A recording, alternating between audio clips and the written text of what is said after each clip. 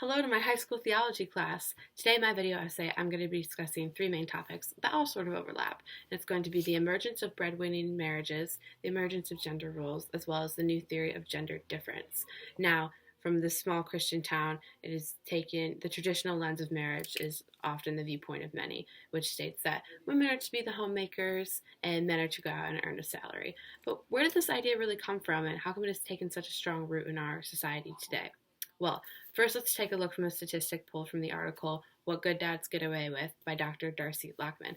This states that 65% of women bear the shoulder of child care responsibility. Now, this may not be a baffling statistic to many who do take this traditional view that men are to go out and work and women are to take care of the children. However, this idea was not really popular in America until about the 1800s, as we will discuss later. There are some modern day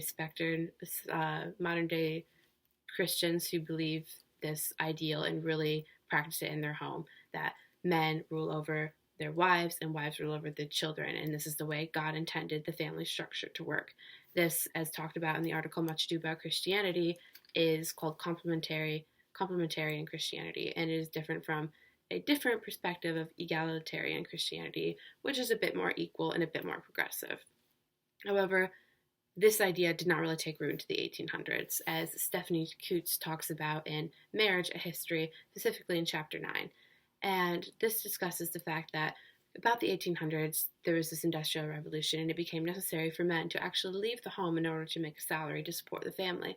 Beforehand, women and men often shared tasks and responsibilities, as there was much work to be done and on a farm, and in fact, children equally participated in this as well, as seen here. However, once men had to leave, women had to stay home and take care of the children. This created a bit of imbalance, as stated by Stephanie Coots. Women's labor was radically undervalued in the world of cash transactions. Women, though their work was extremely important and vital to the functioning of society, because they were not making legitimate funds, were no longer valued as much as they were. They were no longer this co-leader of a household. They saw this imbalance, as did men. Therefore, the society devised a way to sort of appease this difference, and this is what we call the new theory of gender difference. Essentially, it is the idea that men and women together make up a whole, and it is the men's job to go to work and create and make a salary, and it's women's job to be the homemaker. In fact, this went so far as to say that not only it is the job of women and men to either stay at home and raise the children or make a salary, however, it is their God-given duty and talent.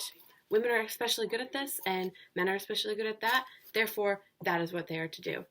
However, how come this still affects us in our society today, even if not everyone takes on this Christian point of view? Well, these are traditions and roles that are so ingrained in our society, they still affect us despite religious background. And an article in Psychology Today suggests that even that husbands and wives are both more comfortable when the husband is the head of the household, as this is more in line with the typical gender norms of society.